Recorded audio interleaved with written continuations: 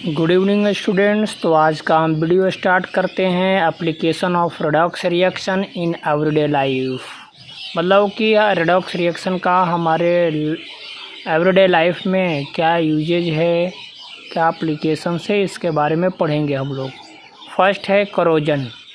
Corrosion जब किसी metal के ऊपर एक अनवांटेड सब्सटेंस का, अनवांटेड मटेरियल्स का जब लेयर बनता है, जिसे हम लोग करोजन बोलते हैं।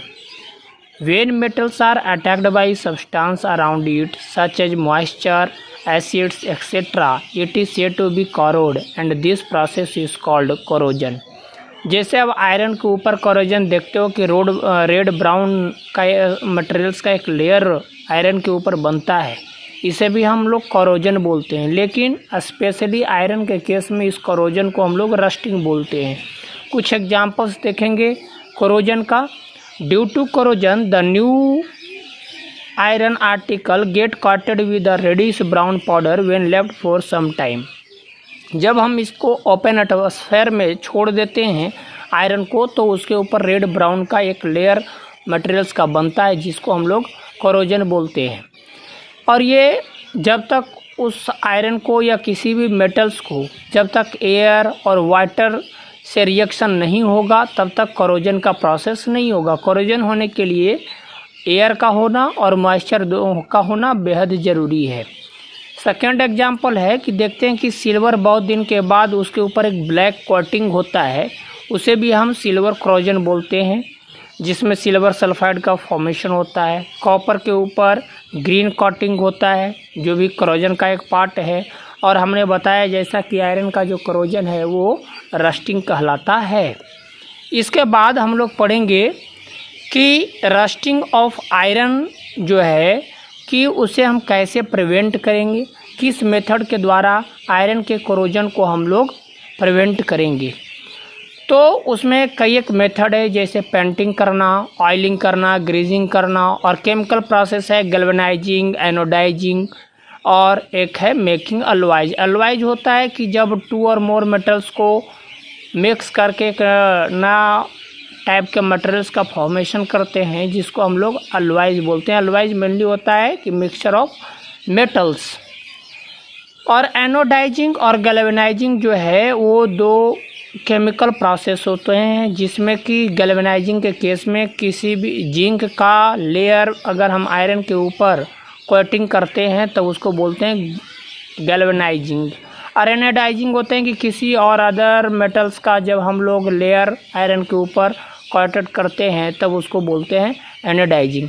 तो गैल्वेनाइजेशन जानते हैं कि क्या होता है। तो galvanisation is a method of protecting steel and iron from rusting by coating they with a thin layer of zinc. जब आयरन या स्टील को जिंक के एक लेयर से हम लोग कोटिंग करते हैं तब उसको बोलते हैं गैल्वेनाइजेशन। नेक्स्ट है ये जनरल फार्मूला है रस्टिंग का, कि रस्टिंग का जनरल फार्मूला होता है Fe2O3 और XH2O, जिसमें दिखाया गया कि ऑक्सीजन से और वाटर से रिएक्शन करके रस्टिंग का प्रोसेस बनाया है। ओके, नेक्स्ट है इसके बाद हम लोग पढ़ेंगे रेंसिडिटी के बारे में, कि रेंसिडिटी क्या होता है। अभी जैसे गर्मी के दिन है, आप देखोगे कि जो फूड्स मटेरियल्स, फूड आइटम्स आपके घरों में बना होगा, हमारे घरों में जो बना होगा, कि वो कुछ 2-3 घंटों के बाद वो उसका स्मेल और उसके कलर में चेंजिंग आना शुरू होता है। वो फूड मटेरियल्स खाने में अच्छा नहीं लगता है। किसके कारण ऐसा होता है? जबकि हम लोग देखते हैं कि ठंडे के दिनों में रखा हुआ वही खाना काफ़ी टाइम तक चलता है, 2-3 घंटे से ज़्यादा वो अच्छा सुरक्षित रहता है। तो वो होता है एक्चुअली क्या है? तो इसका मतलब है कहीं ना कहीं ये टेम्परेचर ये एक बहुत बड़ा फैक्टर होता है रेंसिडिटी के केस में। तो रेंसिडिटी जनरली होता है कि जब फूड मटेरियल्स का स्मेल और वो कलर वगैरह चेंज होता है।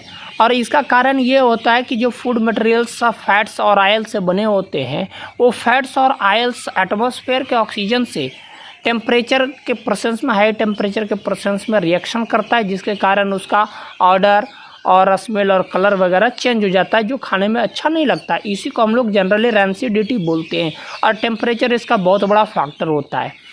तो इसमें हम लोग पढ़ते हैं कि एक्चुअली जब ऑक्सीजन से रिएक्शन होता है तो उस प्रोसेस को हम लोग बोलते हैं ऑक्सीडेशन। जैसा कि हम लोगों ने पिछले क्लास में पढ़ा कि जिस भी सब्सटेंस में ऑक्सीजन का रिएक्शन होगा उसको हम लोग ऑक्सीडेशन बोलेंगे।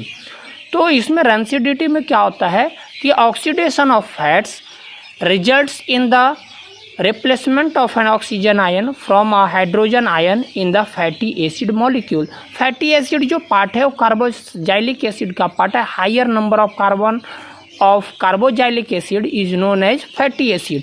तो उसमें क्या होता है कि हाइड्रोजन का रिप्लेसमेंट होता है और उसमें ऑक्सीजन का एडिशन होता है। तो हाइड्रोजन जब रिप्लेस होकर के ऑक्सीजन का एडिशन होता है उसमें, तब उसी को हम लोग बोलते हैं ऑक्सीडेशन। तो oxidation of fats results in the replacement of an oxygen ion for a hydrogen ion in the fatty acid molecule. तो ये प्रोसेस जब होता है तो वो रेंसिडिटी कहलाता है, क्योंकि ये जब फैट से ऑक्सीजन का कॉम्बिनेशन होगा तो उसका स्मेल, टेस्ट वगैरह सारा चेंज हो जाएगा, जिसको हम लोग रेंसिडिटी बोलते हैं। कहा जाता है कि this substance destabilise the molecule and makes it possible other odd chemical fragments to find a place along the chain। इसमें क्या होता है कि वो चेन को डीस्टेबलाइज करता है, फैटी एसिड्स का जो चेन है उसको डीस्टेबलाइज करता है, जिसके कारण उसका केमिकल फ्रैगमेंट्स चेंज हो जाता है। और जब हम रेंसिडिटी को डिफाइन करेंगे तो रेंसिडिटी को कैसे समझेंगे? The unpleasant change in the flavour and order of a food is called rancidity. मतलब कि जो अनप्लेजेंट चेंज होता है फूड के फ्लेवर और ऑर्डर में, इसी को हम लोग रेंसिडिटी बोलते हैं।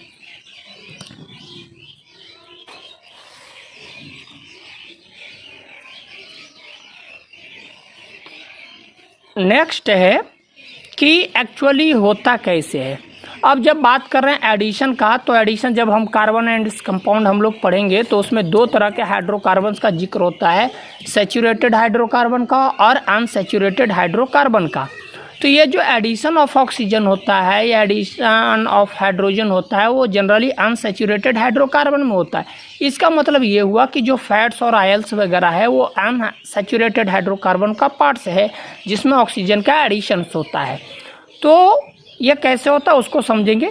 Unsaturated fats are more susceptible to oxidation than are saturated fats. मतलब सैचुरेटेड फैट्स के से ज़्यादा अनसैचुरेटेड फैट्स में ये ऑक्सीडेशन का प्रोसेस होता है और फास्ट प्रोसेस होता है। अनसैचुरेटेड में, सैचुरेटेड फैट्स में जनरली नहीं के बराबर ही होता है। अब हम लोग देखेंगे कि कौन कौन सा फैक्टर जो है वो फैट्स के ऑक्सीडेशन को एक्सेलरेट करता है, मतलब इंक्रीज करता है। तो उसमें आता है ट्रेस मेटल्स, जिसमें ट्रेस मेटल्स में आयरन और जिंक एक्सेट्रा ये सब है, सॉल्ट है, वाटर है, बैक्टीरिया है, मॉल्ट्स है। ये सब क्या करता है कि फैट्स ऑक्सीडेशन के रेट को इंक्रीज करता है। लेकिन कुछ ऐसे फैक्टर्स जो है वो फैट्स ऑक्सीडेशन को रिटार्ड करता है, मतलब उसके प्रोसेस को स्लो करता है। और हमने बताया कि एक्सेलरेट करने में टेम्परेचर का भी इम्पॉर्टेंट रोल होता है। टेम्परेचर इंक्रीज करने पर फैट्स ऑक्सीडेशन का रेट इंक्रीज हो जाता है। मतलब कि टेम्परेचर जब इंक्रीज होता है जिसके कारण से रेंसिडिटी का प्रोसेस रेट फास्ट हो जाता है। अब इसको रिटार्ड कैसे करेंगे फैट्स ऑक्सीडेशन को? तो एंटीऑक्सीडेंट्स यूज़ करके।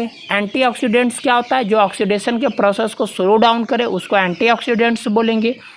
नेक्स्ट है by use of spices such as sage and rosemary का यूज़ करके, स्पाइसेस का यूज़ करके हम लोग रिटार्ड करेंगे फैट्स ऑक्सीडेशन को। नेक्स्ट है बाई यूज ऑफ लाइट और air tight wrapping. Air tight wrapping मतलब कि उसमें जब हम लोग रैपिंग करते हैं किसी फूड सब्सटेंस को तो उसमें ऑक्सीजन नहीं होना चाहिए, तब उसको हम लोग रिटार्ड कर सकते हैं फैट्स ऑक्सीडेशन को। इसके बाद देखते हैं कि रेंसिडिटी का क्या क्या वैसा फैक्टर है। तो है some high fat foods such as potato chips are packaged in materials that protect them from oxygen and the containers are flooded with nitrogen to further exclude oxygen। क्या करते हैं, जैसे पोटैटो चिप्स का packets जो होता है उसमें जब रैपिंग होता है तो उससे ऑक्सीजन उसमें से हटा करके उसमें नाइट्रोजन गैस का फ्लडिंग किया जाता है, ताकि वो नाइट्रोजन गैस उसके फैट्स और ऑयल से रिएक्शन नहीं करता है, जिसके कारण रेंसिडिटी का प्रोसेस नहीं होता है।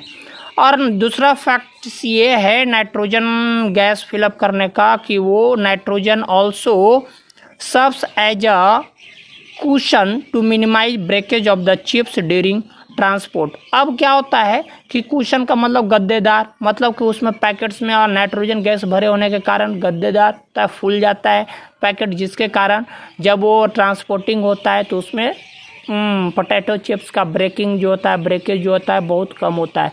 अगर वो नाइट्रोजन गैस नहीं भरा जाए तो ब्रेकेज ज़्यादा होगा। तो वो कुशन की तरह एक्ट करता है, फुला हुआ रहने के कारण नाइट्रोजन उस चिप्स को प्रोटेक्ट करता है। कुछ की पॉइंट्स हैं, कुछ रिएक्शंस के बारे में डिस्कशन है।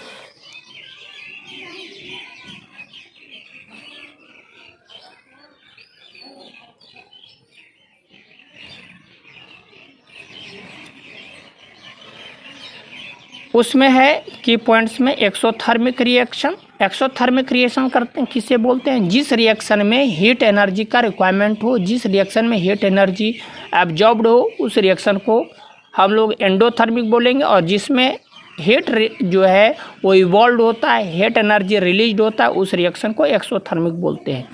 तो एंडोथर्मिक किसको बोलेंगे समझेंगे डेफिनेशन से।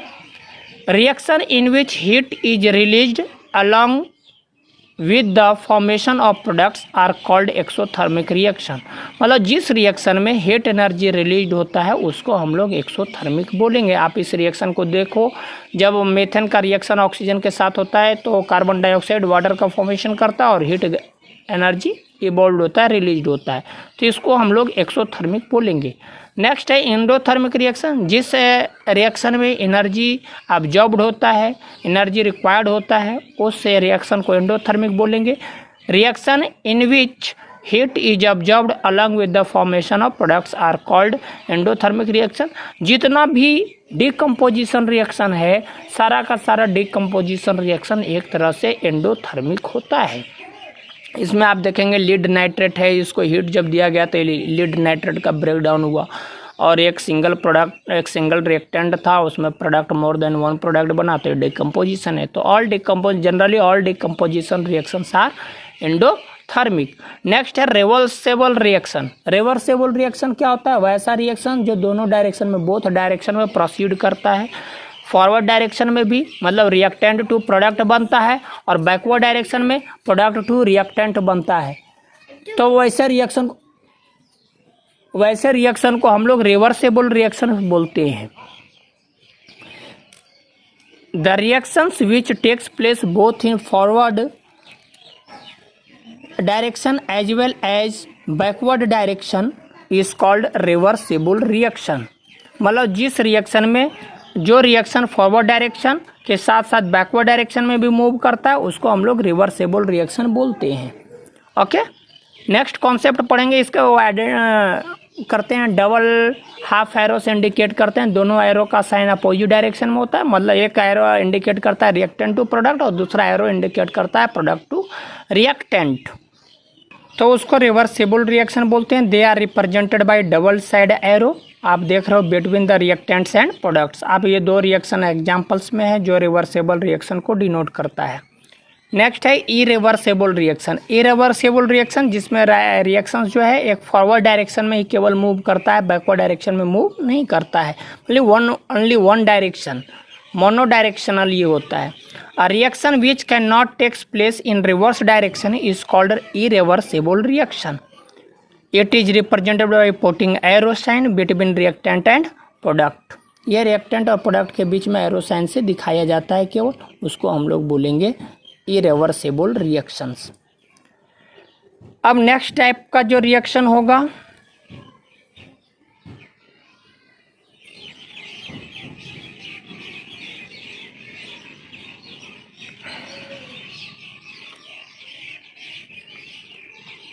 ये आप देख लेंगे रिवर्सेबल रिएक्शन का example.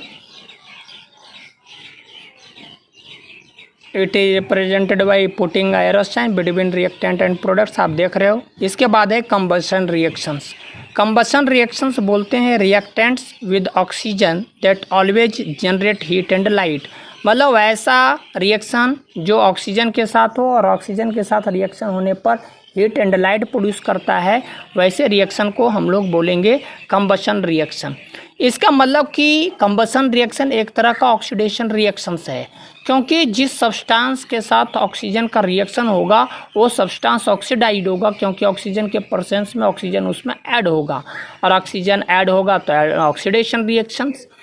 The oxygen is the oxidizing agent and the other reactant serves as the reducing agent. अब ये समझेंगे कि पिछले क्लास में हम लोगों ने पिछले वीडियो में देखा था ऑक्सीडेशन के केस में कि ऑक्सीजन जिस सब्सटेंस में ऐड होगा उसका ऑक्सीडेशन, लेकिन जिसके कारण ऑक्सीडेशन होगा वो रिड्यूसिंग एजेंट का काम करेगा। तो यहाँ पर ऑक्सीजन किसी दूसरे सब्सटेंस में ऐड होता है तो उसका ऑक्सीडेशन होता है, लेकिन ऑक्सीजन यहाँ रिड्यूसिंग एजेंट की तरह काम करेगा, और जिसका ऑक्सीडेशन होगा वो ऑक्सीडाइजिंग एजेंट मतलब जो ऑक्सीडाइज्ड करेगा वो ऑक्सीडाइजिंग एजेंट, और जो रिड्यूस्ड होगा जिसका ऑक्सीडेशन होगा वो रिड्यूसिंग एजेंट की तरह एक्ट करेगा। तो ऑक्सीजन यहाँ पर ऑक्सीडाइजिंग एजेंट की तरह एक्ट करेगा, क्योंकि ऑक्सीजन जो है उस सब्सटेंस को ऑक्सीडाइज्ड कर रहा है, तो जो ऑक्सीडाइज्ड करेगा ऑक्सीडाइजिंग एजेंट, और जिसका ऑक्सीडेशन होगा वो रिड्यूसिंग एजेंट की तरह सर्व्स करेगा। ओके, और इसमें क्या होता है कि the driving force is the transfer of electron to oxygen. जब ऑक्सीडेशन का प्रोसेस होता है तो इसमें इलेक्ट्रॉन का ट्रांसफर किस में होता है? ऑक्सीजन में। आप ये रिएक्शन नीचे गिवन रिएक्शंस को आप देख सकते हो कि इसमें मीथेन का ऑक्सीडेशन हुआ, मीथेन का ऑक्सीडेशन हुआ जिसमें ऑक्सीजन ऑक्सीडाइजिंग एजेंट का और मीथेन जो है रिड्यूसिंग एजेंट का काम करेगा, और इसमें हीट प्रोड्यूस हुआ, लाइट प्रोड्यूस होता है जलने पर, बर्न होने पर, इस कारण से इसको कंबशन रिएक्शन हम लोग बोलेंगे। ओके,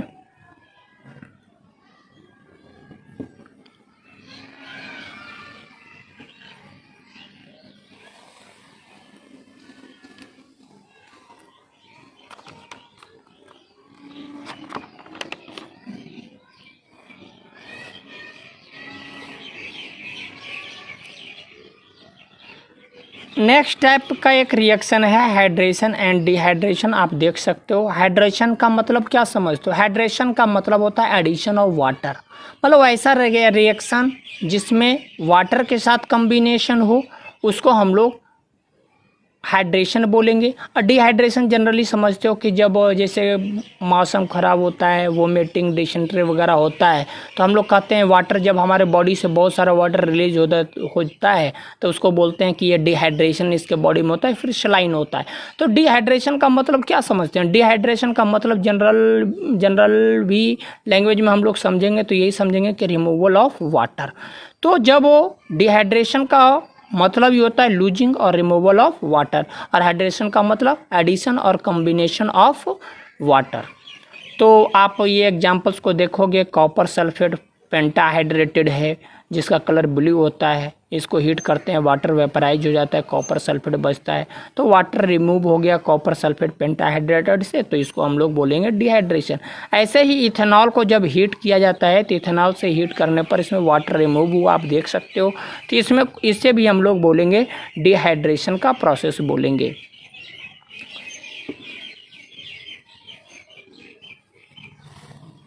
और फिर नेक्स्ट रिएक्शन है इथिन। इथिन में जब वाटर को ऐड करते हैं तो इथेनॉल बनता है। यहाँ पर जो है डबल बॉन्ड का ब्रेकेज होता है, डबल बॉन्ड, और यहाँ पर H2O ब्रेक करता है H+ और OH- से, और डबल बॉन्ड एक जब ब्रेक होता है तो एक H जाकर के एक कार्बन से अटैच्ड होता है और दूसरा OH दूसरे कार्बन से जाकर के अटैच्ड होता है, और इस तरह से इथेनॉल प्रोडक्ट का फॉर्मेशन होता है। ओके, इसके बाद कुछ क्वेश्चंस हैं, उस क्वेश्चंस को हम लोग समझेंगे।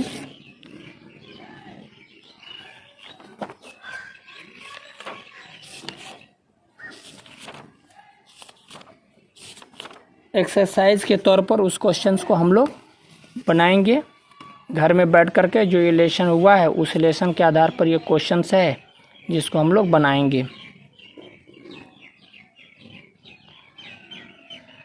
तो आप क्वेश्चंस देख सकते हो, भली बात ही। फर्स्ट क्वेश्चन है, give the name of 3 elements which can be use to liberate H2 gas and 3 which can not evolve H2 gas from dilute H2SO4 solution. मतलब 3 ऐसे एलिमेंट्स का नाम बताना है जो डाइल्यूट H2SO4 से रिएक्शन करके H2 गैस इवॉल्व करता है, और 3 ऐसे एलिमेंट का नाम बताना है जो H2SO4 से रिएक्शन करके H2 गैस का एवोल्यूशन नहीं करता है। सेकेंड क्वेश्चन है कि name the reducing agent in the following reaction.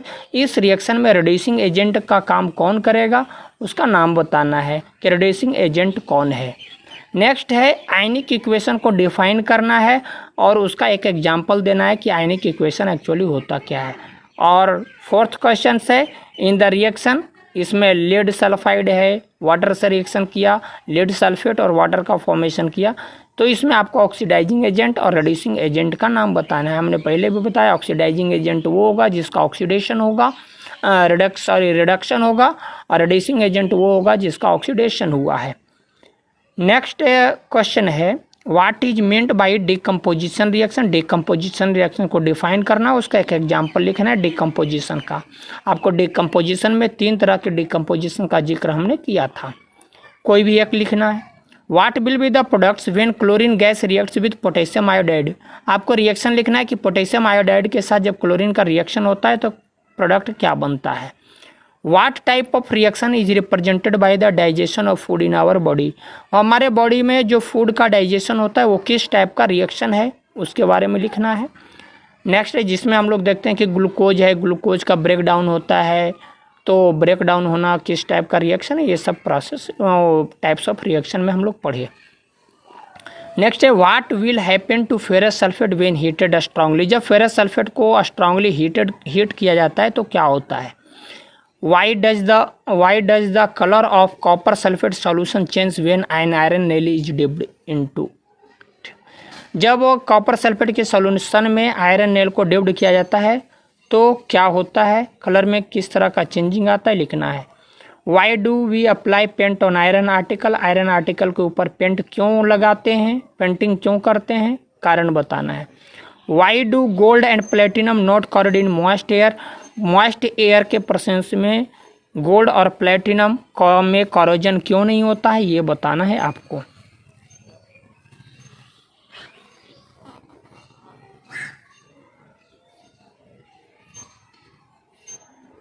Next question है question number 11, why do platinum not corrode in moist air. Next है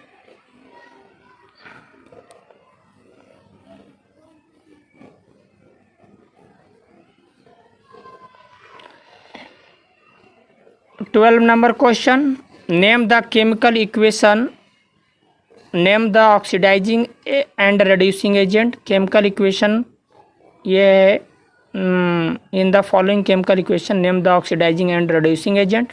इसमें ऑक्सीडाइजिंग एंड रिड्यूसिंग एजेंट का नाम लिखना है। और 13 number question, complete the balance, complete and balance the following equations. दोनों equations को बैलेंस करना और कंप्लीट करना है जो।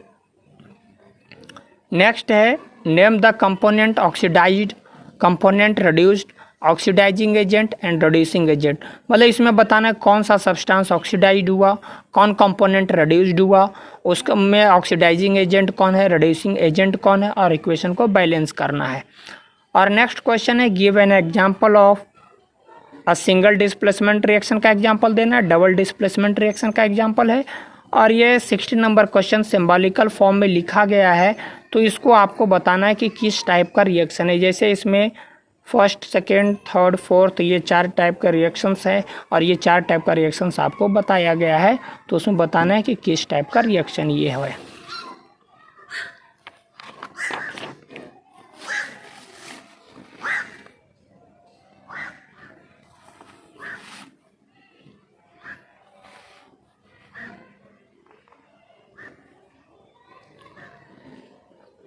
नेक्स्ट है question number 17, a solution of a substance X is used for white washing. एक सब्सटेंस एक्स है, सॉल्यूशन है, वाइट वॉशिंग में यूज किया जाए। Write the reactions of the substance X with water. Next है what do you understand by combination of reaction. Combination of reaction से क्या समझते हो, 2 एग्जाम्पल्स देना है। 19 नंबर क्वेश्चन है what is the type of reaction, ये कौन सा टाइप ऑफ रिएक्शन है उसे बताना है। नेक्स्ट 20 नंबर क्वेश्चन में फॉलोइंग इक्वेशंस दिया हुआ है, इसमें भी टाइप ऑफ रिएक्शन बताना है। नेक्स्ट है magnesium ribbon in oxygen to form magnesium oxide बनाता है। Explain the reaction on the basis of electronic concept of oxidation and reduction. Oxidation और रिडक्शन के इलेक्ट्रॉनिक कंसेप्ट के आधार पर यह बताना है आपको। 22nd नंबर क्वेश्चन है white washing of walls gives a shiny finish of the walls. Explain the reason with the valence chemical equations involved. Next है how will you indicate the following effects in a chemical reaction. Evolution of gas को कैसे indicate करोगे आप, इसे बताना है।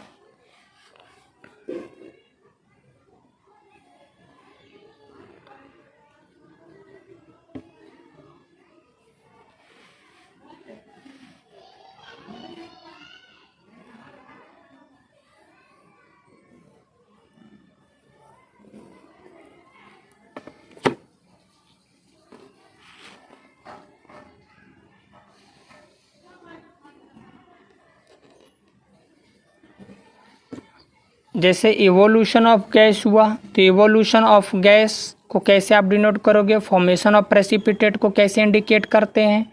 A solution made in water उसको कैसे इंडिकेट करते हैं, हमने सारा बताया था।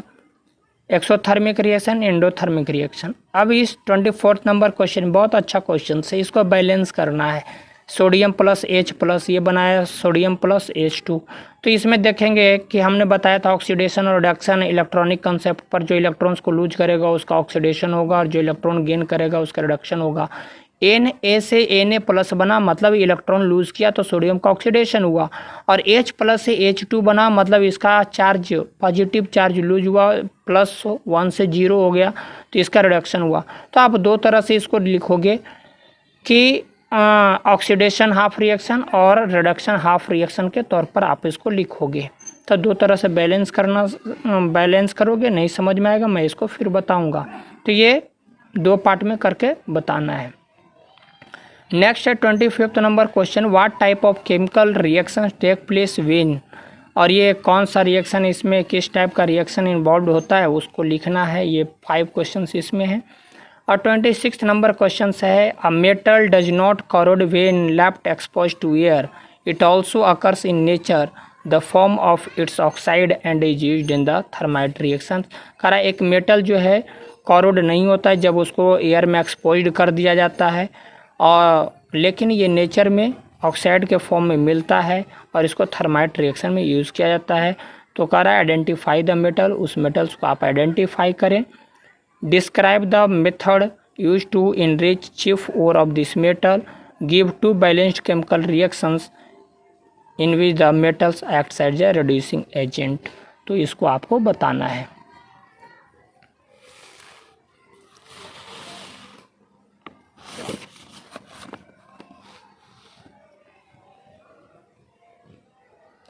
और नेक्स्ट, और ये 4 टाइप का रिएक्शन आपके पास है। 27 number assign brown coloured element X on heating in air becomes black in colour, name the element X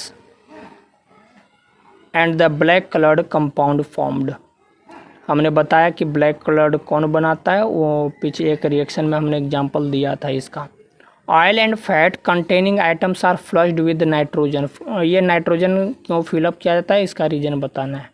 और है why chlorine water to be used as a reagent in chemistry laboratory is stored in brown colour bottles में क्यों store किया जाता है। 28 number question है what is type of the following chemical equations. ये chemical equations किस type के हैं उसको बताना है आपको। और what is wrong in the following chemical equations, और बी में है कि ये केमिकल इक्वेशंस क्यों रॉन्ग है। 29th नंबर क्वेश्चन ये है which chemical reaction is involve in the corrosion of iron. Corrosion of iron कौन सा टाइप का रिएक्शन है ये बताना है। बी में है name any 2 structures which are gradually damaged by the corrosion of iron, ये बताना है। 30 नंबर क्वेश्चन और last question of this chapter why should magnesium ribbon be cleaned before burning in air. मतलब बर्निंग इन एयर में होने से पहले इसको क्यों रब्ड किया जाता है। Which water will become rancid in refrigerator और in the shelf in the kitchen. मतलब जो किचन में बटर रखा हुआ है वो जल्द रैंसिड होगा, या जो रेफ्रिजरेटर में रखा हुआ वो, और वो कौन रैंसिड जल्दी होगा और कौन देर से होगा, इसका काउज आप बताओगे। Thanks for listening the video, watching the video, and we meet in next video. Thank you, all the best for this day. Have a nice day.